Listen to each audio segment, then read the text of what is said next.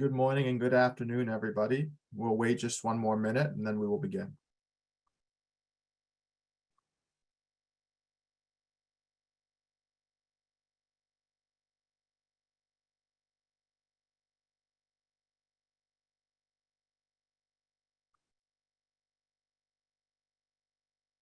Hello, everybody. Welcome to today's panel, The Power of an Inclusive Mindset. Good afternoon and good morning from wherever you're joining us across Canada today. From the Rick Hansen Foundation, my name is Matthew Shaw. My pronouns are he and him, and I'll be your moderator and host for the next hour. Before we begin, I'd like to share my gratitude for the privilege of living and working in Canada and acknowledge our obligations to all those we serve at the Rick Hansen Foundation, including the Indigenous peoples who have cared for these lands since time immemorial. As your host, I am joining you today from Barrie, Ontario, which is the traditional territory of the Anishinaabe people, which includes the Ottawa, Ojibwe, and Potawatomi nations, as well as the Wendat nations, or the Huron, who occupied these lands prior to the 17th century. And I'll pause for a moment of reflection for all of us from wherever you happen to be joining us today. Okay, let's get started. This is the this is the end of a very important week in Canada. It is National AccessAbility Week, a week to celebrate the valuable contributions and leadership of Canadians with disabilities. It's also a time to reflect on how we can become a better, more inclusive and more accessible Canada for everyone. It's also the beginning of Pride Month in Canada and across much of the world. And so I want to take a moment to acknowledge the hard work that people are doing to break down barriers to discrimination against all people, including our allies and our peers in the 2S LGBTQ+ community.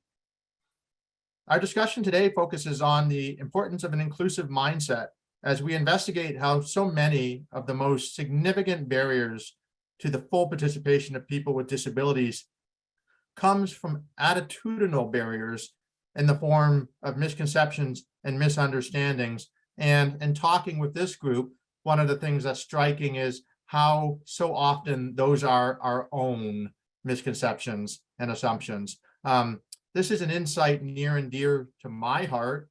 As someone who lives with a progressive deafblind condition, I'm so often reminded that the first set of obstacles to remove in my everyday life are the ones that I've put up or have allowed to shape my point of view. And so if we wish to embark on a journey for the true and lasting transformation of our world, then we must first begin with ourselves. On behalf of the Rick Hansen Foundation, I want to welcome our incredible panelists, Yvonne, Jade, Ryan, and Taylor. Thank you so much for being here today to share your stories and your insights. It's going to be a great hour, and I can't wait for our discussion. Before I pass it over, we'll have a quick few notes about some logistics. All attendees have their mics turned off by the host. To turn on the live captions, please use the CC button in the menu bar of your Zoom screen.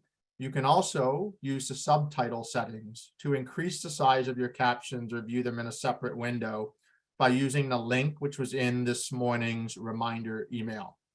If you can't locate the link and you prefer to view the captions in a separate window, send us a message in the Q&A and we will send it to you directly.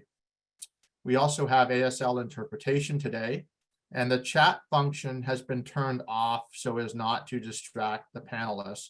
We will have time for a Q&A at the end of this session, but please submit your questions anytime using the Q&A feature at the bottom of the screen. Any questions that we don't get to today will be answered and sent by email to everyone following the session. And we've got a tremendous group online today, so I'm sure there'll be lots of questions and we won't get to everything today. This event is being recorded, and a link to the recording along with a recap will be sent to all registrants next week. And finally, as a reminder to myself and to our panelists, we have a live captioner with us today. So just a reminder that we all do our best to speak clearly and at a moderate pace so that the interpreter can keep track with their translation. The next hour is action-packed. And so without further ado, let's get into some introductions with our esteemed guests, and then we'll dive into our questions. Ryan, let's begin with you. Perhaps you could tell us a little bit about yourself and the journey that has brought you to the work that you're doing here today. Yeah, thank you. My name's Ryan Straschnitzki. I was a former Humboldt Bronco, junior A hockey player, and unfortunately, because of the accident, I was left with a spinal cord injury. And in my past five years and a bit, I've been working towards adaptive sports and trying to make inclusive designs and consulting for people with disabilities as well. And through that, I decided to start the Straz Strong Foundation, which aims to give back to those in similar cases looking to get into adaptive sports and any sort of rehabilitation funding so that they too can try to reach their goals. That's amazing. Thank you, Ryan. And we're so happy to have you with us today. I'll turn it over to Jade Pichette.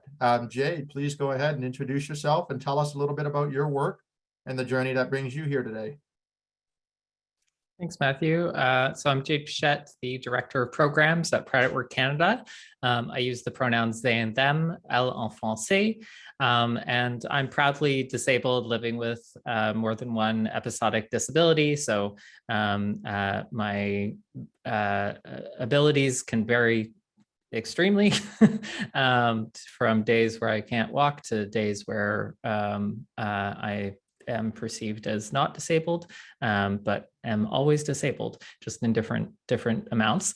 And also I'm proudly autistic, something that badge that I wear with pride. And today I'm calling in from Toronto, which is covered by Treaty 13 with the Mississaugas of the Credit and the Williams Treaty signed with multiple Mississauga and Chippewa bands. And these lands and waters that I'm calling in from are traditionally the homes of and cared for by the Anishinaabe, Wendat, Chippewa, Haudenosaunee, and the Mississaugas of the Credit First Nation. In my work, I look down to bring down barriers to employment for 2S LGBTQIA+ folks. So happy Pride Month, everyone. Thank you so much, Jade. And next we'll go to Taylor Lindsey-Noel. It's a pleasure to have you. Please tell us a little bit about your background and the amazing work you're up to these days. Thank you guys so much for having me here today. When I was 14, I was a national gymnast, and I had a really bad accident in sport that left me paralyzed from the chest down. Since then, I've gone on to university and to start a podcast where I would interview people over a cup of tea called Tea Time with Tay. That led me to starting my luxury loose leaf tea company, Cup of Tay, Luxury Loose Leaf Teas. And so now I balance having my online business as well as our cafe we just opened in the city, and also being a disability and accessibility advocate on TikTok through making videos, reviews, helping to break down stigmas, barriers, and just educating people on what true accessibility looks like for all. Amazing stuff. And the tea is incredible. So thank you for being here with us here today. And our last panelist is Yvonne Felix. And Yvonne, your camera is off. There you go. It's a pleasure to have you with us. Please introduce yourself. And you have a really interesting background and a really interesting perspective. So please share a little bit about your work and your journey to be with us today. Sure. So my name is Yvonne Felix. My pronouns are they, them, she. And I started out as a visual artist about 20 some odd years ago, not realizing that my focus was on accessibility and inclusion. And one of the things that brings me here today is that my personal life and my professional life, just like everyone else who has introduced themselves, has a great deal of intersectionality and informs me on how I move forward. So I say I'm an artist, but I focus on inclusive design and universal design. And what that means is that at the age of 7, I found out that I had sight loss after being hit by a vehicle. And throughout my life, I have acquired other disabilities, but the intersectionality of technology and disability has been my focus. And as an artist, I've been able to see the world as a canvas and use my skill set as a person with a disability that I've gained a lot of those skills from having to just sort of figure things out. And every time I find myself in a new situation, as much as I don't want to be there, like anybody would probably not want to be, at the same time, I'm grateful for those learning experiences and how to collaborate and bring people into the experience rather than shutting them out. Wow, that's amazing. And that's a great segue into our first question here. We have a variety of experience, stories, perspectives on this panel. Our topic today is on an inclusive mindset. And when we had a chance to get acquainted prior to today's session, we had a little bit of a conversation about what that meant. So what I'd like to do first is to begin with the question, what is an inclusive mindset? Because it might mean many different things to many people. Taylor, let's start with you. What does an inclusive mindset mean to you, and what does that encompass? For me, an inclusive mindset just means that we are being considerate of everyone. I think a lot of the times when we plan anything, you're thinking about your needs, but being inclusive really makes you have to step outside of yourself and considering the needs of other people around you. And when you are unsure, to ask the hard questions that are necessary, because sometimes having those difficult conversations is what fosters an environment that teaches everybody and makes it better for the next time. Yeah, so true. Jade, what are your thoughts? So as Taylor said, it's really this analyzation of your own thoughts. And I would go further and say also we have to analyze our feelings and our behaviors in depth to have an inclusive mindset. Really, I go to this quote by American historian Howard Zinn: "You can't be neutral on a moving train." And really that speaks to the fact that our society as a whole is discriminatory. It's ableist, it's homophobic, it's transphobic, it's racist. And the only way that we can have an inclusive mindset is by actively changing who we are and our behaviors, our thoughts, our feelings, because we internalize those beliefs, and it takes active work to go in the other direction. So for me, an inclusive mindset is one where we're constantly analyzing our thoughts to move in the other direction so that our behaviors may follow. Yeah, that makes perfect sense, Jade. I mean, even in my own experience, I look at, when my disability arises or I feel it most pertinently, how do I even shape my behavior differently to accommodate the needs of a particular day or challenge my assumptions or be willing to do things differently, right? It can be a big challenge to do that. Yvonne, what are your thoughts? What does an inclusive mindset mean to you? So much like Taylor and Jade, I will add that it's about a learning experience. So there's a saying that there are two sides to every story. And I feel that there's really multiple different perspectives.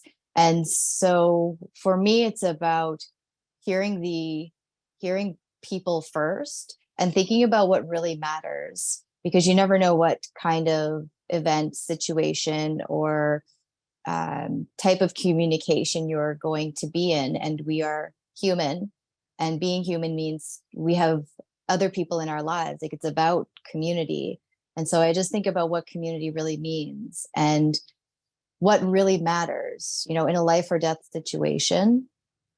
Does it really matter what feelings you hold or what biases you hold, or what the other individual may hold? It's really about being open and communicative and learning from one another. So for me, inclusion means taking things down to a baseline and just being able to hear someone in the way that they need to be heard, so you can both move forward and learn. It's always about learning. Inclusion is always about learning for me. Those are great points, Yvonne. And Ryan, let's get you in the conversation to hear your perspective, and then we can refine a few of these points amongst ourselves here. Yeah, I mean, all great points. I wish I wasn't going last because like they pretty much hit the nail on the head. So yeah, I think it's all about understanding, right? And a lot of the examples that I use have been from past experiences, being on winning teams, losing teams, and what I found is on those winning teams is that we provide sort of an environment where you know, we all understand each other, we all understand our needs, we work well together and work towards that common goal of success. And at the same time, it's more enjoyable that way. So I guess the definition of inclusive mindset is up to the individual, but personally, I find that it's understanding the needs of others and making sure that they're part of the team and working towards a common goal. So there's many ways to define it, but like I said, all the other panelists kind of hit the nail on the head there. Well, I'll bring you back first, Ryan, for one of our other questions and let you get the jump. No, that's great insight. And I mean, one of the things that struck me about what you said, Yvonne, was the fact that, you know, the experience of disability is really personal and individual to each one of us, but we are living in groups and we are living in community with others. And, you know, we do rely and interact with a wide variety of people as well, and how that impacts that experience of an inclusive mindset. The next question that we talked about as a group was, you know, what are some of the misconceptions that other people might have about people with disabilities, and how do we begin to challenge those? Because obviously we're living together in different kinds of communities, but we don't always necessarily understand the individual experiences of others and what that means. We'll begin with you, Jade. What are some common misconceptions that you have found that people have about disabilities, and how do we begin to take those apart? So I think the first major thing is that there's not many of us, right? That there's this perception that we are a small portion of the population, when in fact, you know, we're looking at 1 in 5 people being disabled in their life, and with the rapidly aging population, that might even change to 1 in 4. So we are not a small group by any means, but I tend to find that as soon as somebody finds out you're disabled, you get put into one of 2 camps. So either you get put into the infantilized camp, where we're treated as incapable, we're treated as children, you know, we're not seen as having agency, or we're glorified. We're put into the other camp, which is that we are so amazing, our journeys are something else. And so I see how these conceptions of people with disabilities is constantly being put out there. You know, I'm constantly being put on that line where suddenly somebody finds out I'm disabled, and then I'm seen as less than, or seen as suddenly I'm doing so well. How could I possibly be doing so well? So, you know, I think that really impacts me as somebody who has episodic disabilities, because those can come and go in intensity. And so, you know, especially on being neurodiverse, you know, having ADHD and being autistic, it's somehow that I tend to go from I'm either faking it or I'm just lazy. And I mean, I have a very busy life, so not many people call me lazy, but it has happened. And you know, the reality is pretty far from the truth in terms of you know, we're all just individuals, and instead of being either this kind of infantilized or glorified model. I think also I'm going to take a queer lens on this. Often our sexualities are not thought about. And this goes to the infantilization piece. And one thing that I think is really important for folks to know is that queer and trans people are more likely to be disabled, and disabled people are more likely to be queer and trans. And that's something that I think is not even thought about, that I think is important to know, because for our communities, we're seeing intersecting impacts from being both disabled and being queer and trans, that are often not thought about or talked about because we're being infantilized. Those are tremendous points, and I think they're going to have some opportunity. I think after this question, we can come back and kind of regroup on a couple of those points. Ryan, you've got a really unique and interesting story in terms of a very public story. You've been part of high performance on both sides before your experience and where you're at today, and so you've lived a very public experience. And what are some of the misconceptions? Like, how have misconceptions about you and your abilities influenced your journey?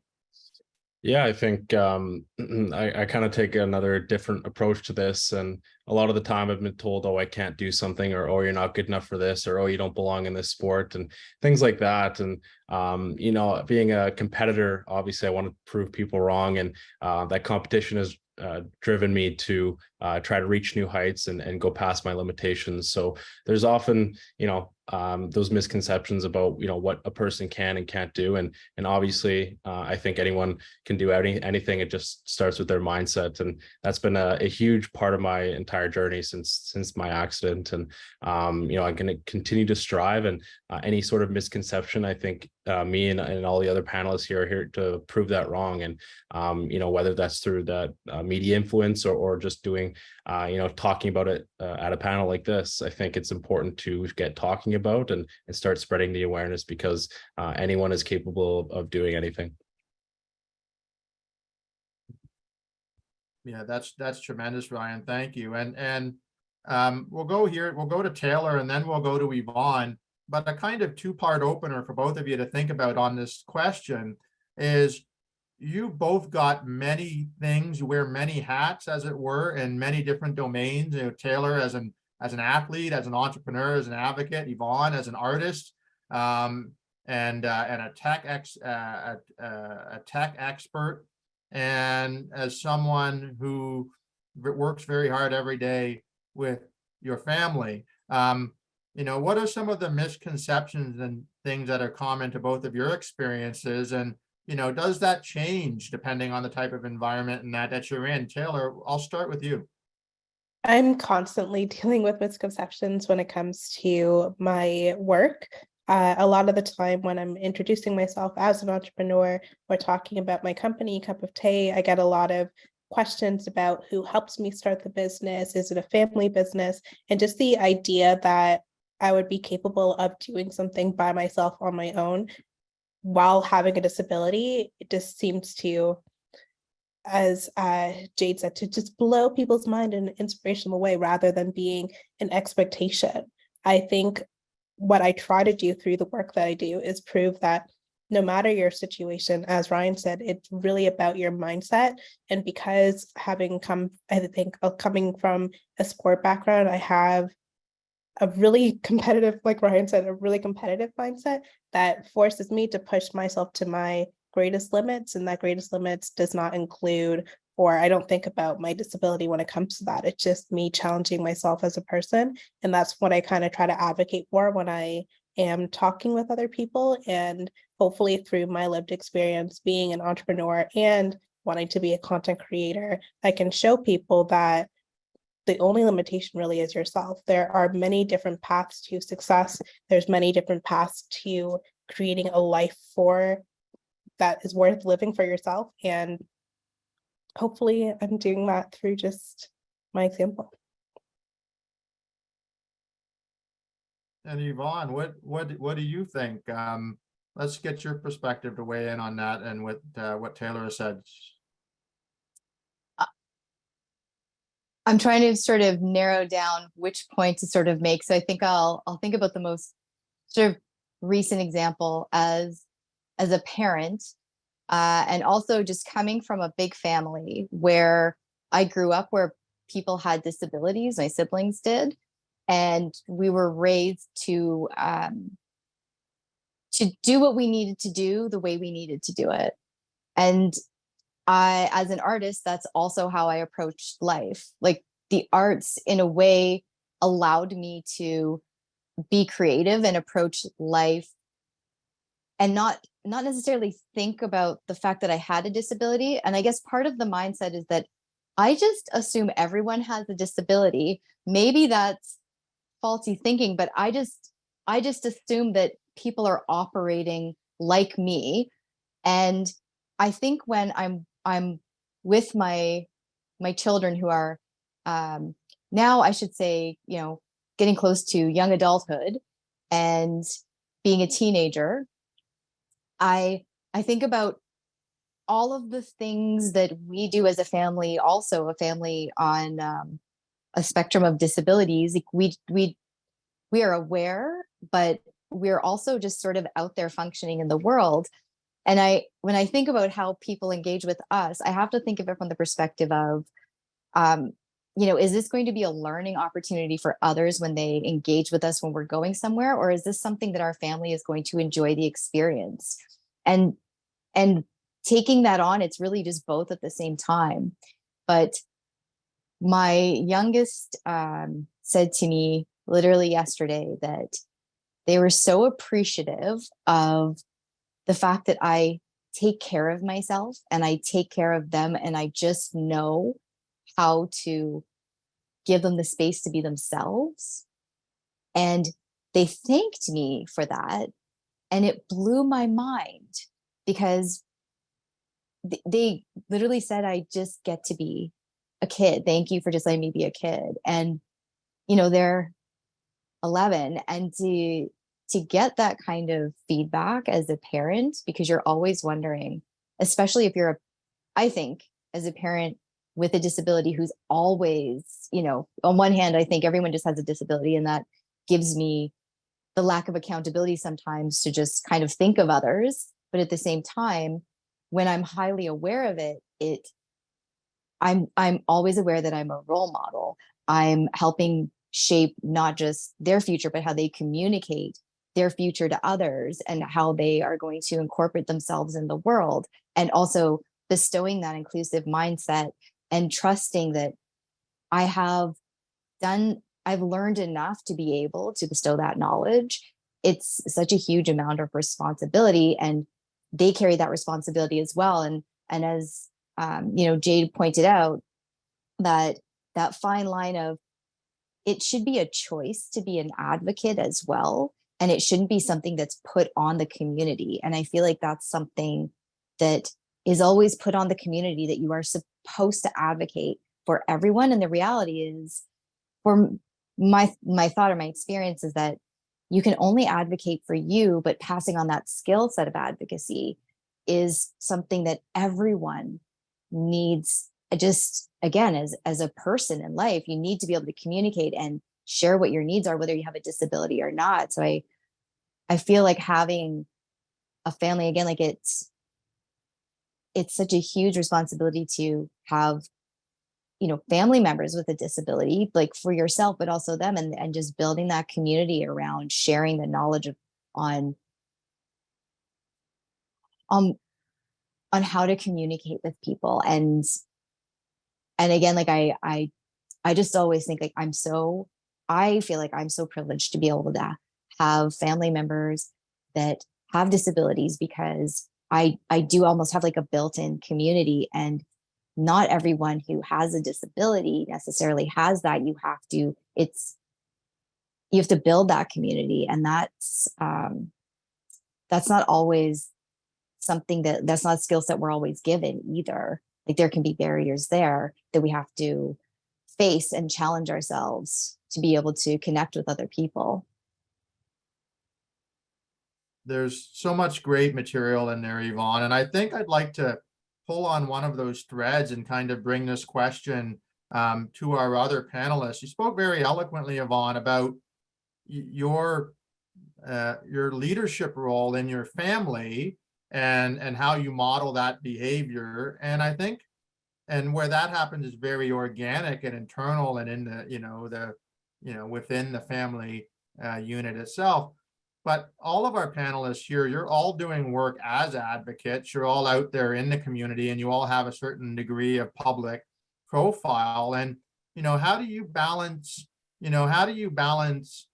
the expectations that can be put upon you to both be, an advocate for your position and your experience, but also being mindful of expectations of the fact that you're, being assigned or expected to speak on behalf of others? Like, how do you approach that? Is that something that you're comfortable with? Or how do you think and conceive about your roles in that space, given your public work and your visibility? Taylor, maybe I'll bring it back to you first. That's a really good question, and something that's definitely changed. I haven't really thought of myself as being public facing, I guess, even though some people might say that I have been in the past, until like the last year. With having a platform on TikTok, I've noticed my visibility has grown significantly and has grown outside of the community that I thought I was only serving.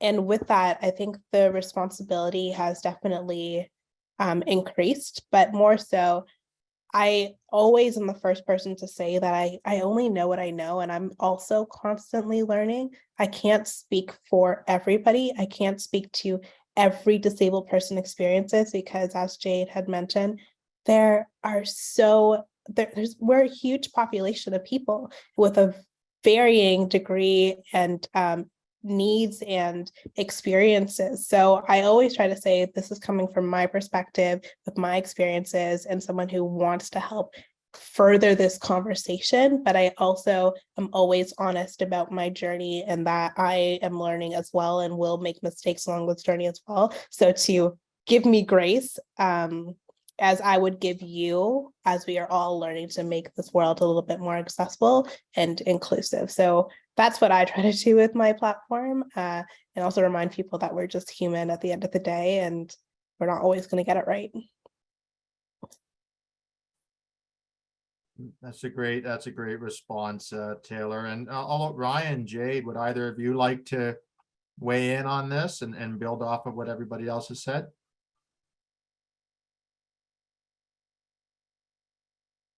Ryan, we'll go to you. You're both being very polite. Ryan, we'll start with you. Wasn't sure how to say you can go ahead first, but yeah, no, I can completely agree with Taylor. I mean, you can speak from personal experience. You can speak on behalf of everything that you know and that you're learning about. And, again, like she mentioned, is, making mistakes along the way, right? That's going to happen. And that's just part of the journey. And obviously you can't speak on behalf of someone else or another demographic if you're not in their shoes. So personally, I try not to, embark on that side of things and try to speak for others. I try and just speak for myself, and if people can learn from me, that's fantastic. But again, this is a long journey that we're kind of all a part of, and we're working towards, all reaching the same goal at some point. So, again, I can't speak on behalf of everyone, but from personal experience, it's just, a lot of learning, a lot of mistakes and growing. And my day job is being a DEI educator. So I actually sometimes try to step away from my personal experience, because I feel like that's often the first thing that's asked of us, and step into my professional experience. And with that, I'm always trying to educate myself more. This isn't a plug, but I did the accessibility training through the Rick Hansen Foundation earlier this year.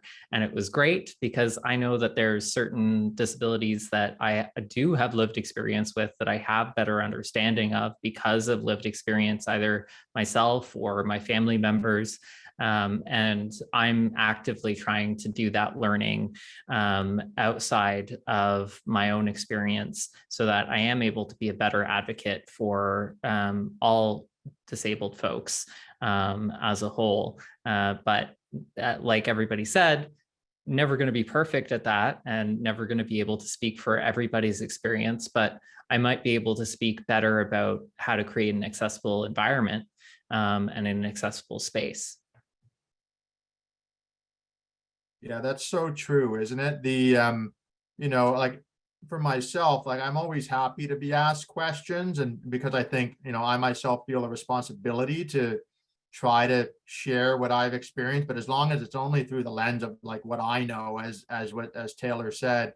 And then, but to bring it back to, there are certain things and certain shared expectations we all have, regardless of what a particular experience of disability is, in terms of what we'd like to be able to get out of our lives, what we expect of, how we're treated, and even how we experience built environments and places and spaces around us. So that's a great segue, Jade, into our third question, which is, how do you think that applying an inclusive mindset at a personal level can create more accessible environments? And we could take that in a bunch of different directions, whether we're talking about the built environment, but also just how we experience the places and spaces around us at a wider level. And Yvonne, we'll start with you. What are your thoughts? Yeah, I sort of touched on it earlier, just about the approach to, if something's going to be a learning experience for myself, and how much of that, well, it's always going to be a learning experience for myself, but I think it's just more, am I going to be asking a lot of questions and doing a lot of listening, or am I going to be doing a lot of talking? And again, that also sort of depends on who I'm in the space with. It's a lot easier to, if I think about my artistic practice and the different projects that I work on, the more I share about my experience, the more opportunities seem to present themselves to me. And as an artist, you don't necessarily think about, I guess, opportunity, or at least my approach, I should say. I shouldn't speak for all artists. I don't have a specific practice that I say, this is what I do, and having a disability informs it. Having a disability definitely does inform my artistic practice, but there are so many other things about life that do. And it's usually, as a public artist, it's being a listener and taking in information so that I can provide a piece of work or a strategy, or creating environments for people to be able to have conversations in. So I think it's the more you're able to ask questions and listen, I personally find that I'm able to help other people have that conversation with me, so that the environment is conducive to anybody who wants to be in it with you. Yeah, isn't that interesting? I mean, it's the idea too of the spirit of like collaboration, which isn't so much of what we're doing. And you alluded to it earlier, is that we need to go into a space knowing that you can engage with it, and that there will be feedback that comes back to you from that as well. Jade, you're working on this in a number of different dimensions. How do you think an inclusive mindset can begin to create, more accessible and engaging places? I think it's something that we think of from the beginning, right? And I think that is the change with an inclusive mindset that creates accessible environments, is that it's thought of, it's considered, it's not a afterthought. And I think that's the issue often when it comes to lack of accessibility, is that it's an afterthought quite often. And so when we start from the very beginning and say that accessibility is important here, that is going to change our mindset and our environment very clearly. And so that means doing things like dedicating a budget. Like how many times for events do we have a budget line related to accessibility, with the possibility of going over that budget line as well if needed. I think that we too often just don't consider accessibility and from multiple angles as well. So, you know, are we looking at the mental health angle? Are we looking at the neurodiversity angle? Are we looking at the physical ability angle? You know, and it's really making sure that we're looking at it from all sides, or perceiving it from all sides, I should say, as much as we can. And that's, you know, where I see this difference happen. And so, for example, our events at Pride at Work Canada are more accessible than they used to be. And that's because of the fact that we actually have checklists now that we utilize for all of our events, that we go through and say, are we actually meeting the standards here for our in-person events, for our virtual events, and how are we communicating that out? We still have a ways to go in being fully accessible, but at least now people are more aware of what accessibility we actually have at our events, and they're able to engage with them in a bit more depth.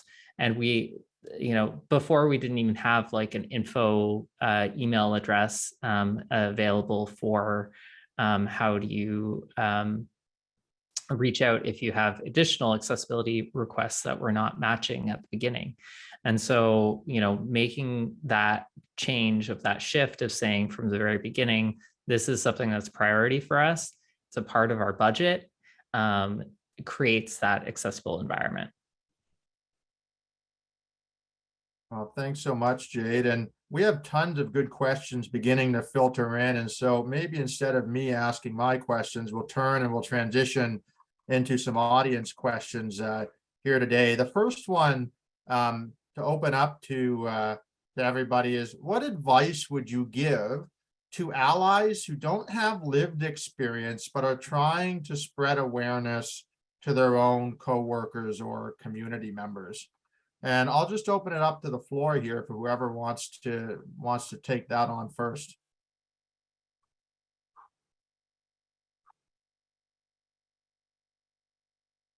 Or I'll pick somebody if I have to. Taylor. Sure, I can speak to that a little bit. I actually had a really good example of this happen to me yesterday while I was speaking at another engagement, and somebody had told me that they had used my resources of videos to share with their office and their team to say like, hey, these are some things that we can implement into our environment. And I say that to say, there are so many different resources and different mediums that you can source from these days. And if you haven't start these conversations and take it from someone who has a lived experience and start analyzing and going over what they have been doing to advocate, and then have those conversations in your own workforces and or your environments in your community, then that is a really good way to get the ball rolling, especially if it's not from your own lived experience. I cannot tell you how many people I've interacted with who are completely able-bodied who have said things like, this has opened up my mind and my perspective, and now when I go out, I say something. And just those little things have a really great effect and make change over time. So I think that's one way you can do so.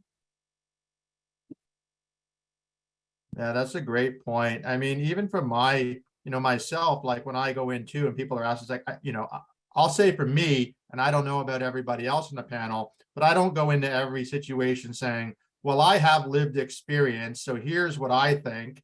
At the end of the day, I like to ask a lot of questions. So if we're having an event or something, to say, okay, how might this person, experience this? Or are we truly thinking through all of the things that are related, about how, somebody with a disability might experience it? I mean, that's a strategy that's worked for me, because I don't just want to go in and say, well, I have a certain kind of lived experience or a certain kind of professional experience, and, therefore this, that, or the other thing.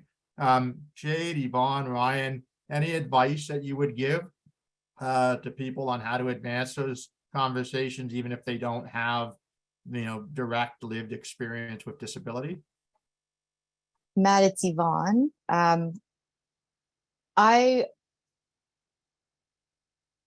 bring this point forward because I've been that person that's had to ask myself this question, I think it's sometimes important to ask yourself, why do you want to be an ally, before you can ask how? And I think from the perspective of being someone who wants to be helpful and then actually taking that empowerment away from the community or in the individual. And so there's almost sometimes, I think not necessarily do you need permission, but I think you need to self-reflect and ask why. Like, there's been many times where someone has spoken on my behalf and they're just trying to help by sharing their knowledge and their experience in watching me do something, or knowing something from hearing other people's stories. And I think it's how information is shared and how you're accessing resources is informed by why you're accessing them. So helping and being supportive are two different things. Being an ally is an incredible experience, but just be mindful of asking yourself, why do you want to do that? And what purpose is it bringing to your life and to the lives of others who do have disabilities? Wonderfully said. Does anybody else on the panel want to build or respond to that?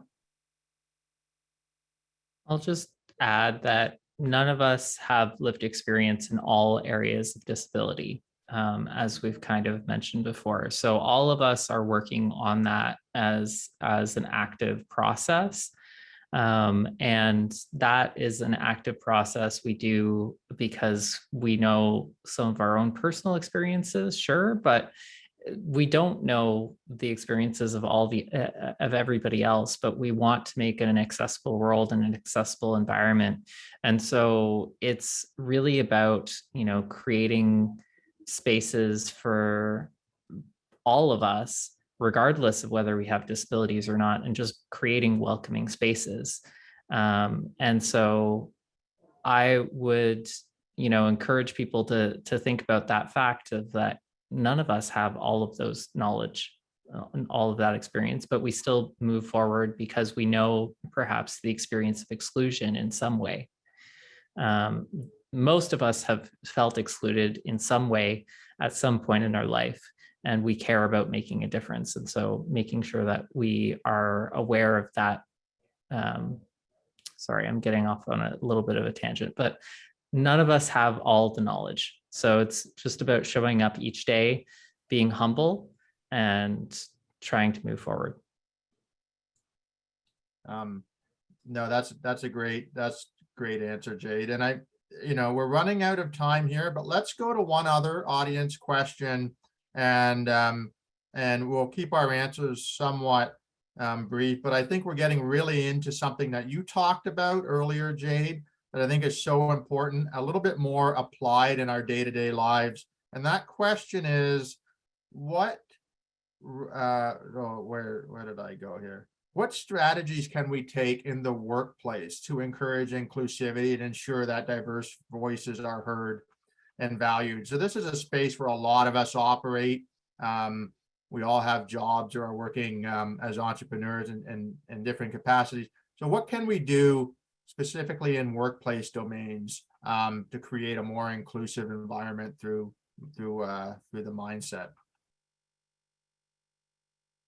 Taking the time. One of the things that I've seen make the most change is within every process, whether that's a policy, a process, a product that people are creating, whatever that might be, we take the time to say, are we being inclusive here? Are we being welcoming? Is there something that we may have missed in this process? And that time makes all the change. And so, for us, we take that time to go back to, I was mentioning our checklists, which I can share. I saw that was a question for whether we've been accessible, but we also look at other factors. So like, are we being inclusive based on race? Are we being inclusive based on gender, location, all of these pieces? And so it's really taking the time to look at those different angles and say, are we making a change here? But I noticed Yvonne has opened their mic. Oh, just to follow up on what you were saying, Jade, because I was thinking a lot of that, just be genuine with others, because if you come with respect and a wholeheartedness in wanting to have a conversation and understand something, if you're genuine, it comes across. And I don't want to, everyone, the saying is, there's no wrong thing to say. There's no right or wrong thing to say when you're coming into situations or where things are uncomfortable. I'm even getting uncomfortable trying to say it, but just be genuine, and that openness in the workplace. And I know it is, I guess what I'm uncomfortable with is I know it's difficult sometimes to be genuine because bureaucracy does exist. We all have to deal with it. There's all a code of conduct and behavior we have to abide by in the workplace. But that judgment, I think that people think they will feel if you're genuine, it makes it a lot easier to have a conversation. And I think humans we're good. We are good people at our core. I like to think, and that's how I approach things. But just be genuine. Yeah, that's a great point. I mean, sometimes it can feel in workplaces, especially, it's like, oh, we're focusing on accessibility now.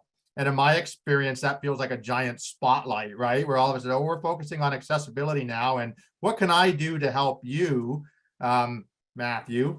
And the reality might be that, the reality might be is like, how do you find those organic, open ways where we're actually just being genuine in the broad sense? Like, how do we make sure we're getting to know and share with our teams and colleagues kind of what our experiences are to the degree that's appropriate, and for those to become opportunities to open the door? So we're running low on time, but I do want to open it. Ryan, Taylor, if you have any comments on this question, or if you'd like to leave a final remark here from each of our panelists before we close for the day. So Ryan. Yeah, I guess, all the answers have been spot on today. There's not much I can add. I guess in final remarks, I'm just thankful for being here, and again, learning as much as I can. It's fantastic, speaking with everyone, and learning as much as I can, because it is important and it furthers the conversation. So I will point out, though, one of the dismissed questions. I think someone tried to call me an ableist because of some of the wording I used in my story, and I apologize if people took it that way. But I'm not here to walk on eggshells. I'm here to tell my personal story, and if there is that much of a problem, then you can feel free to reach out to me. But until then, thanks everyone for having me on here. Well, thanks so much for being here, Ryan. And Taylor, do you have any final thoughts you'd like to share with our audience? Sure. In terms of the workforce thing, I think another big thing is that it starts at the top. And so in order to see some change, you need to make sure that the people who are in positions of power also represent a diverse spectrum of disabilities as well. I know that there's been a lot of push for that when it comes to race in the last few years, but I think that disability is often an afterthought in terms of hiring, especially in positions of power. So that would be great. And other than that, thank you so much for allowing me to be with you here for this time and in this space. And happy National Accessibility Awareness Week. Thank you so much, Taylor. Jade, you've been a font of knowledge on so many fronts here today. If you could leave here with people having one takeaway, what would you like them to remember? Humility. We're all going to make mistakes, as other panelists have mentioned, and it's really about being humble and being compassionate at the end of the day, because we're going to make mistakes. There's things that we don't know, And we've all been indoctrinated by the systems that we live under. So it takes some time and effort to unlearn that, and we will mess up. Well said. And Yvonne, any final thoughts you'd like to share with everybody before we break? I think Jade just said it all. Yeah, that's a tough act to follow after that talk. On behalf of the Rick Hansen Foundation, I just want to extend again my gratitude to all of you. It's been a pleasure to get to know you, however briefly and remotely. We have to do that. You're all doing tremendous work to advance accessibility, and whether we like it or not, you're all real exemplary role models for the power of an inclusive mindset and action. And I really appreciate you all taking time to be here with us today. And I'd also like to thank the Rick Hansen Foundation for putting on this event, and to all of our attendees who are here and have made the time on a Friday afternoon or morning to be with us. Thank you for your engagement and your questions. Again, any questions that we received that we did not address today, and we only made it through a few, we will circulate and get some answers back to everybody else. So we're going to get close to the end of National Accessibility Week. Thank you so much for all of your support. As you might know, the Rick Hansen Foundation is a registered charity committed to breaking down barriers for people with disabilities. If you would like to help support us in putting on more events like this in the future, I invite you to visit our website, check out our resources, and even most importantly of all, to make a donation in support of Rick Hansen Foundation at rickhansen.com/donate. Again, a recording and a recap will be circulated to everybody next week.